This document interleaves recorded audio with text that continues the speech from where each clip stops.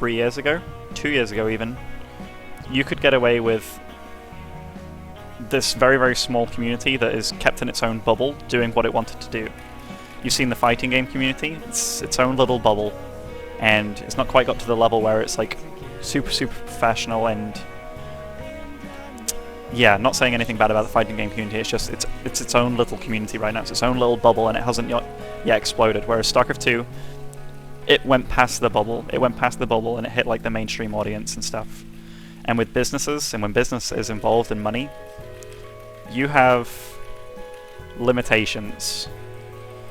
I'm not saying that it's a bad thing when that bubble explodes, because it benefits absolutely everybody. It means that anybody here, you can show your friends what you're watching, and like maybe some people at school know about it, like just more people know about what you do, and it's less of a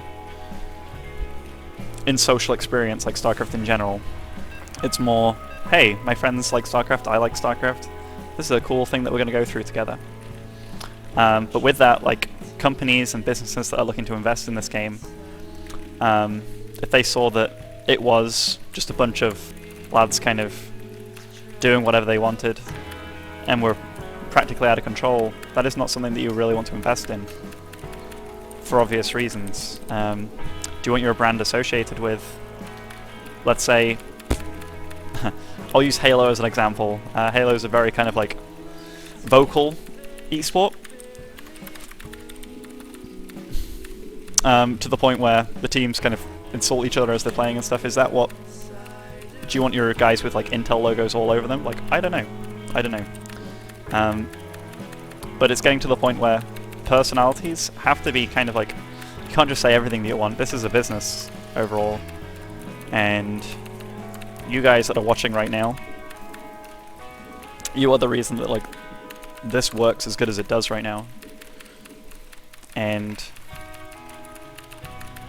IdrA was my buddy for a long time. Like, we lived in the same house, and he got me onto EG in the first place.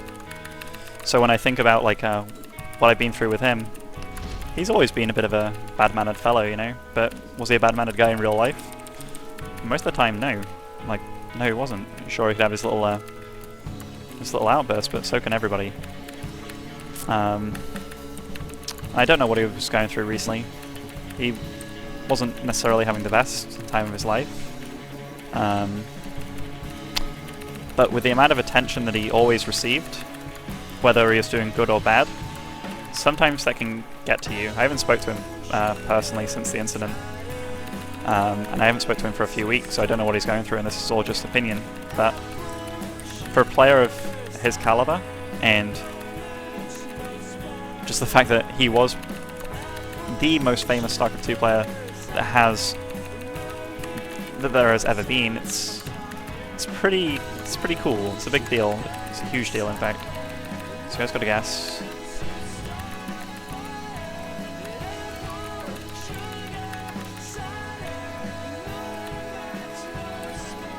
And I haven't like explained everything yet, so don't worry, I'm just getting myself into a better position for this game. But yeah, my take on it is like IdrA shouldn't have done what he did.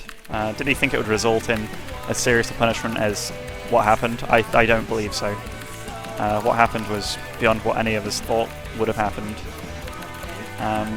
But what we're doing now, it's becoming... It's not just this... It's not just a profession or a hobby or a job anymore. Like, this is real serious business, and the people that are leading this business really want to turn it into something huge, and they really, really believe in it. Like, when you hear Alex talk about this, he talks about how the figures are higher than any, like, the industry is growing faster than, like, the movie industry, that it's capable of being bigger, and, you know, these people have a lot of huge, huge thoughts and ideas behind it. Yo, Jimmy. What are you chewing on?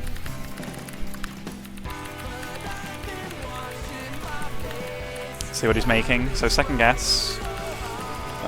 Might be a drop in my base pretty soon.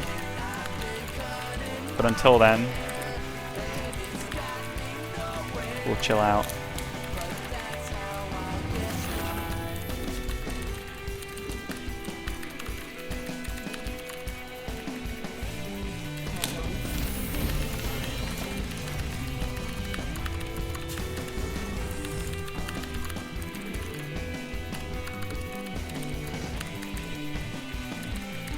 So I'm gonna go mech this game. I just feel like it.